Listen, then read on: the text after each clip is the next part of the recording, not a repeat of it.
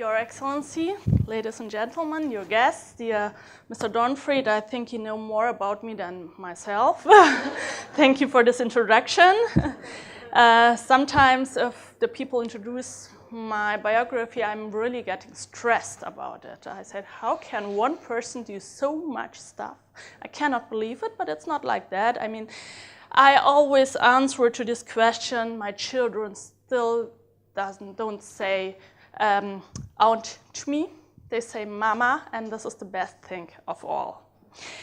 I would like to welcome you all really warmly in Berlin. I told you that I'm not agree with the weather, and sometimes I'm really missing the light. And this means something because originally I'm coming from Turkey, right? But I grew up in Bavaria, it's the southern part, and sometimes if you're talking about migration, the people are asking me to the differences between Turkey and Germany, and I said this is nothing compared to the differences from southern part of Germany and Berlin. It starts with bread, how to bake a bread, to the way of speaking and to the way of cultural behavior and more, but this is not the thing we should talk about it today, maybe later on, but today I'm delighted really to be here with you and have the opportunities to speak to you about the demographic developments in Germany. Well, maybe I would say just one more word to myself. Many people might expect it from me as I become member of the German Parliament that I would naturally want to devote myself on migration policy. This would be the natural thing. I'm member of the German Parliament since 1998. By the age of 27, it was really a challenge to become a young migrant woman in the German Parliament. Sometimes I'm asking myself if this was more challenge for me or for the majority in this parliament. More men's, 1/3 of the German Parliament are women. The number of the migrants are less than 10%. It's the highest number in this period ever. And I think it's something about 7%. It's less than the number of the migrants in Germany. But anyway, I decided on the other way. I told for myself, if you want to change the things, if you want to reach a change of thinking, a new way of thinking, you cannot do migration policy because this is the expectation of the majority. I wanted to focus on children rights, family affairs, and this was firstly because I wanted to spare my children and all the other children growing up in Germany a part of the negative experiences I made myself with my migration background. And secondly, because there is so much scope to shape and achieve things in this area, to give the children and the new generation a chance. This was the challenge why I'm in the politics, and this is why I'm also an active member of the UNICEF board in Germany, and I really enjoy my work up there. In Germany, there is a lot of things and much influx. Society is constantly changing. This is not new. This is also in other countries, but in Germany, demographic changes in particular confront us with major challenges. While the world's population as whole is growing rapidly, the reverse is happening in Germany. Society is shrinking. Our numbers are declining, and in future we will have fewer and fewer children in our midst. People are growing older, and the average age is steadily rising. This is a thing we all want, but this has got also the other part. What is really new about this demographic trend is the fact that, not the fact that the people are getting older, but we will have a completely new stratification of generation. Today, we are accustomed to few old people and many young people, and this is the normal way you know from any other country. This social structure is setting in Germany to change. In future, we will have a few younger people, and we will find a new forms of social coexistence with larger numbers of older people. This requires us to rethink our ideas of old and young. Society will become more colorful, the country more diverse. Already every fifth person in Germany has a migrant background. Cultural and religious diversity will characterize the life in our aging society from generation to the next generation. As we ask ourselves, what can be done to counter the aging and the shrinking of society? Many people call for more immigration or a proactive population policy. But this supposed solution falls short of the mark. I will give you an example. For example, population policy. If you want to have the same proportion from young people to elder people in the German society, every young woman between 20 and 40 have to become immediately pregnant, getting at least 3.8 children in this year. This will not happen, I can promise you. Or simply, like our social researchers always say, a generation which is not born will not get children. This means measures in the area of population policy alone can neither reverse nor halt the development to come. In the final analysis, we cannot hold back the demographic change, but we can take active steps to shape this demographic change. As with any change, demographic development also brings opportunities, and we are obliged to see these opportunities. We must rethink our understanding and our expectation with respect to what government institution and civil society should be going. People will be working differently. They will live together differently. They will move around in a different way. In principle, we need a whole of government strategy which incorporates demographic aspects in all areas of policy and combines adaptation strategies intelligently together. In this process, the paramount concern must always be to keep in mind the needs and the interests of the next generations. Ensuring we do not live beyond our means today is one of the key factors which will determine the future opportunities of coming generations. We must not live today at the expense of our children tomorrow in the future.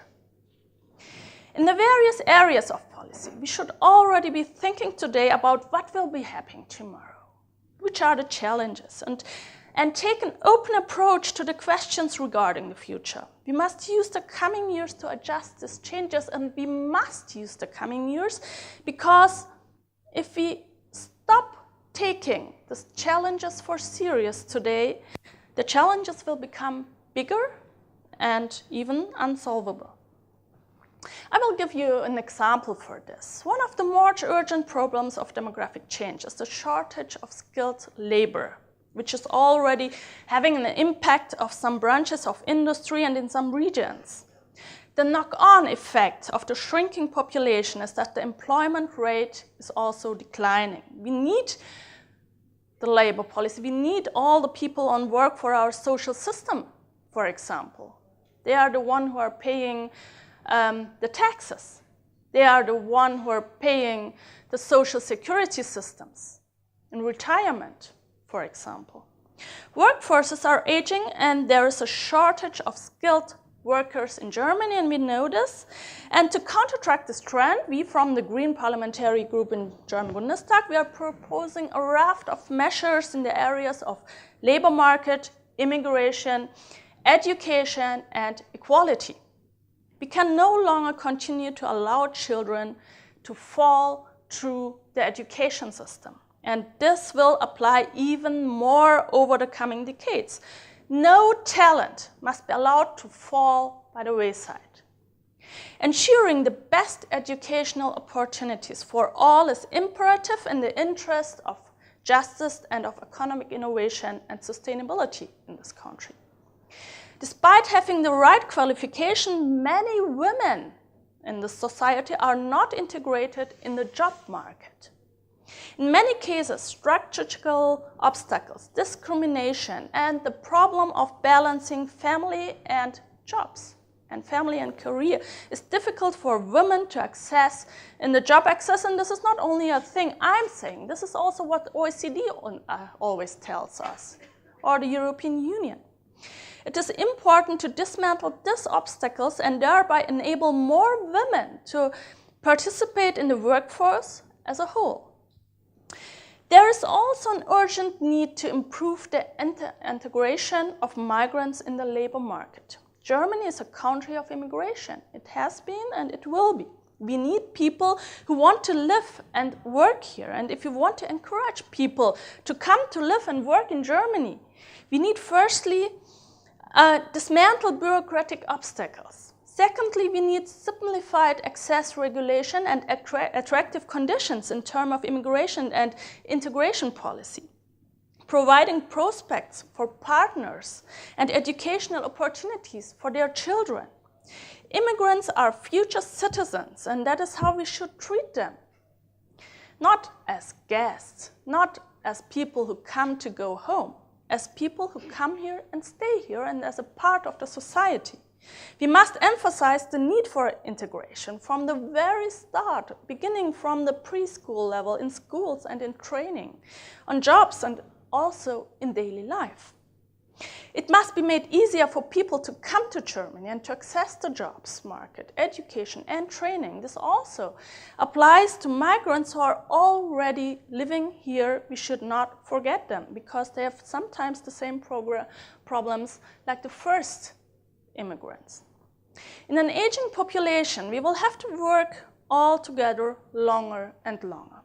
This means that we must alter our thinking with regard of older employees. The labor and skills of older people are crucial to our economic performance, and even a modern corporate culture which embraces diversity will not survive without a good mix of generations.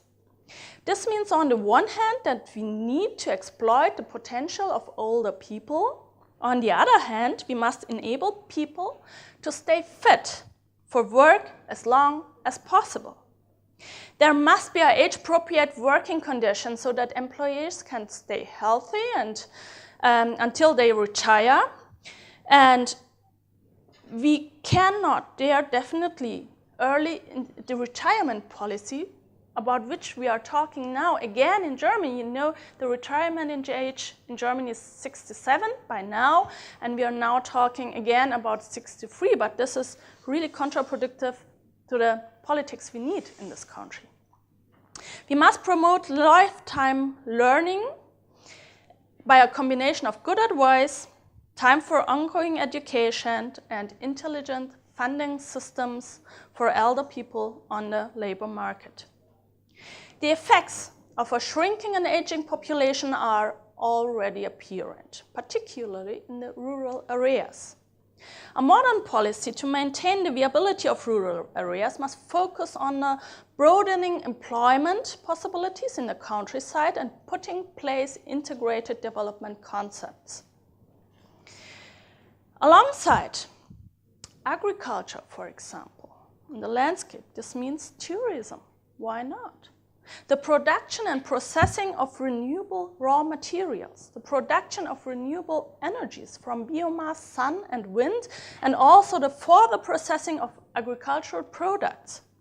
It also includes a large number of small and medium-sized enterprises, especially in the rural areas.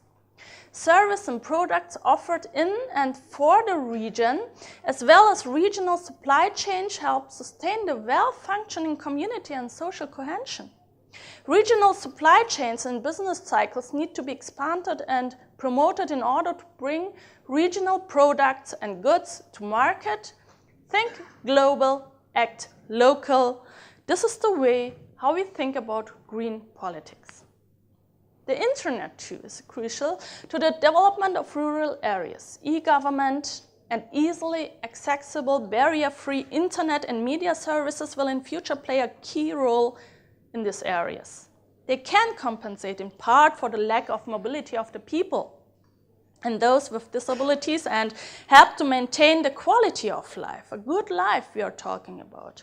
Even if in the face of declining population, traditional forms of welfare have to be restricted. We cannot change this, but we can connect the rural communities to modern communication technologies, and so high-speed broadband must be a really important priority. We Greens regard these changes as an opportunity to put the economy on more ecological, sustainable footing. What does this mean? Maintaining the status quo is not enough. It can't be enough. Rather, we must redefine prosperity and progress. For us, one thing is clear. Economic growth is not the measure of all things. The fixation of policy on gross domestic product has led us astray.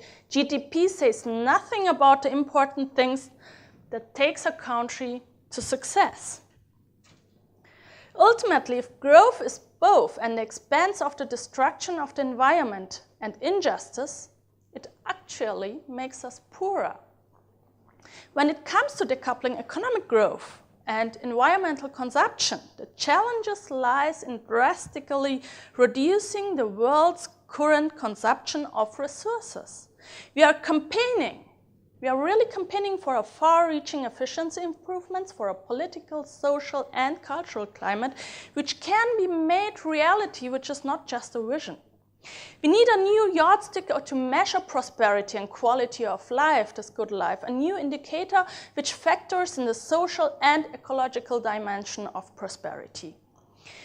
We are therefore calling, for example, on companies from a certain size up to be obliged, along with their financial reports, to submit sustainability reports, including social and ecological indicators. In this way, we can give economic development a green direction. Our aim is to create an economy which uses resources sparingly, which develops products and services using modern technologies and minimum use of raw materials and energy.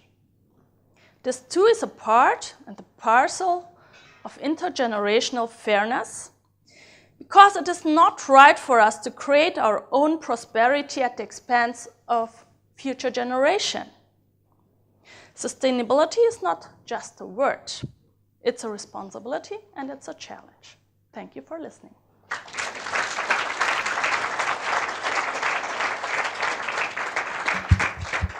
Thank you very, very much for a very thought-provoking presentation. We would now welcome your questions or your comments. And as always, if you can briefly introduce yourself when posing the question so that Ms. Deligöz knows where you're coming from. Who would like to go first? Okay, Your Excellency. Okay. Thank you, Honorable Madam. I would like to have more details regarding the age of retreat in Germany, because I know that is 67 now, but listen that 63 or are you trying to give it back to 63 or to keep on 67? Thank you. Well, you cannot, it's not a simple question. It would be easier to say there is an age, but there is no age. Today you can say the average age for the retirement in Germany is 60. 60. Because you've got a lot of people going early in retirement who cannot work anymore, who's got, I don't know, different cases, different reasons. And, but we know we cannot keep along with this age. And the retirements now, you know, we've got, the thing is, the working class now, the labor market now is responsible for the retirements of the elder generations today. We are paying their money. This is a kind of intergeneration contract. And if we want to keep that the money is enough, we are paying now for the retirements now in 10 years. We have more people, whether to pay more or to have less people in retirement. And therefore, we are increasing the age year by year. My parents will go into retirement in the age of 65. I myself, born 71, I will maybe go in with 67. But this will not be enough. We know this because today we've got a part, I think the number is something like 19 people are paying for one person in retirement. In the year 2050, we are changing this. One person have to pay for one person in retirement, so you have got to earn this money, and nobody is able to do that.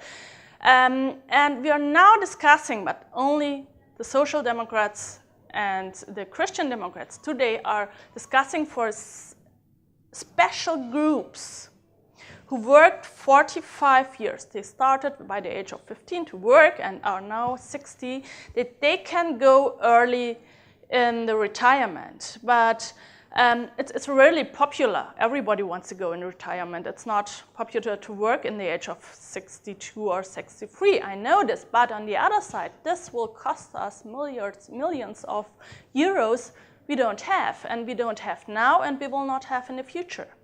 This will bring us, for a short time, maybe a solution for a few people. On the long term, we cannot afford it, though we are a really rich country, I have to say. Okay. You're welcome. Thank you. Not easy, but Maybe it's also, a part of is also that we've got a high retirement number. An average retirement cost in Germany is something about 1,500 euros. It's a high social, it's not a high social standard, but it's a social standard.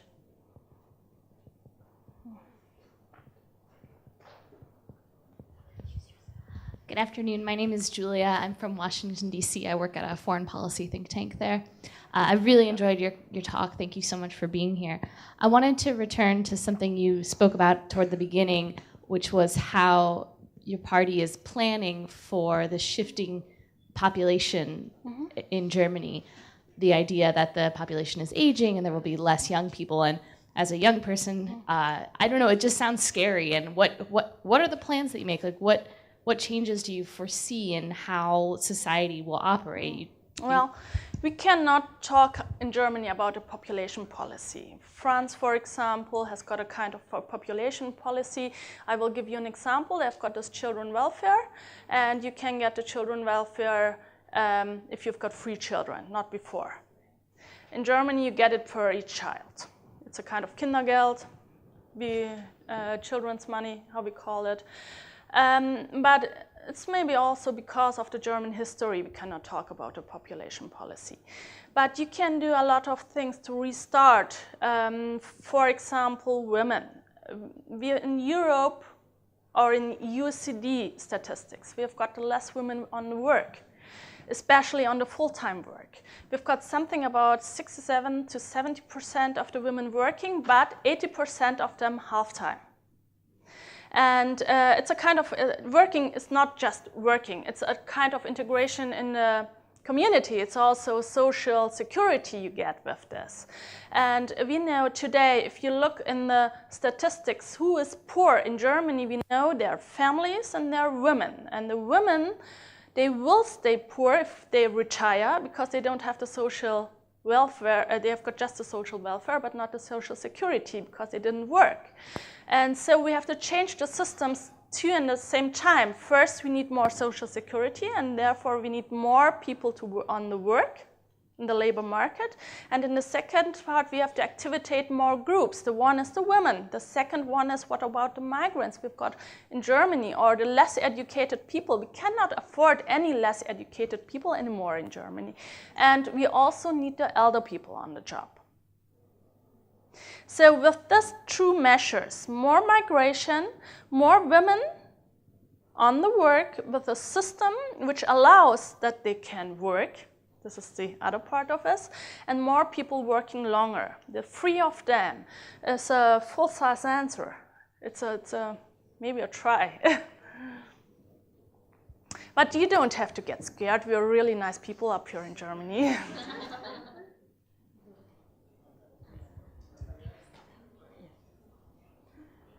Sorry, I was told to stand up. My name is Joanna. I live and work in Paris. I heard the three main pillars of your suggestion about the way forward to deal with aging population, and it kind of brought to my mind a recent study which was presented at the business school, which basically made the argument that in the future we will be working, at least in most services sectors, outside offices. We will have individual working spaces. We will not need to go to an office. We will probably go maximum for a few hours every week to have a meeting. And because we also have a population which is very well educated, the hierarchical structures in businesses are going to change. Because if you have a lot of people with high-profile education, very competent, you cannot figure out the classical hierarchical structures that exist in administrations, in businesses, and elsewhere. So, by definition, you need to rearrange the way of doing business, the way of organizing your administration. So, I would actually propose, if I may, that in these three kind of pillar structure that you presented, more immigration, more women, and possibly people who work longer in their lives, to take into account this factor that possibly we can also change the way we have been doing administration, the way we have been structuring businesses, and see whether all these elements put together could actually bring a good outcome for all those involved, because there are some reasons why the current situation is the way it is, and we cannot completely change human nature. Yeah. Yes, you're right. Thank you, definitely. But, and I would like to say, but there are some things we have to change in Germany, and we are just in the beginning. I wouldn't say we don't do it at all, but we are in the beginning. The first thing is you have to go away from the presence culture in the companies. And we've got a lot of companies, for example, Siemens, Telefunken, Allianz is just changing in the beginning, but the big companies, they have got always this presence culture. The one who's the latest in the office is the best worker, way of thinking. And this is completely no way for people with small children, because also the full-time school is closing at a time. And the same, it's in the production. We don't have as much production as in the 70s or 80s in Germany. Most of the production is in the other countries. But we have production systems. We have got all-around production systems. For example, everything which is with energy or production of cars, we've got 24 hours production systems, and you need the workers on the job in these times, and there is no change, because maybe there would be a change if there would be a change in the minds, but it is not. We've got an old way of thinking in our companies. We're starting with all this in the service area, for example, or if you started in the offices. At my office, for example, everybody can work at home or in office or in any of the rooms. I've got only 3, but anyway. When I started this and asked for our IT company, I wanted all my employees to work at home. They need a stick to come into their software and all the plans. They looked at me and said, but you cannot control them. And I told them, I don't need to control them, because I know if they do their work or not. If they are not doing this, I will ask for it. It's for me, it's simple, but this new way of thinking, it's not German. You need a while. But it's good if you started in France because we're always looking to the other countries, which is the best way, the best examples. And for example, in the family politics, France, as well as all the northern parts, Sweden, Finland, all the countries, are better than Germany. Why? Because they invested a lot of money in infrastructure. And we had really a high discussion about if children, though kindergarten is a German word, if children should go to early childkeeping or not, if it's good for them or bad, and what will happen to them if there is another person looking after them. So just start, go ahead. Well, Ms. Deligöz, thank you very, very much for the very interesting presentation, which is a topic which we will all be dealing with, whether we are young or old, before we know it. And I think it's very important to also hear the policies of the Green Party. As many of you may not know, Germany is the first country in the world to have the Green Party in Parliament. So I think that's one thing that Germany can be proud of. And we hope that also your perspectives will continue to have a strong voice in the future. So Thank if you could please help me in expressing our sincere gratitude to Ms. Deligöz. Thank you.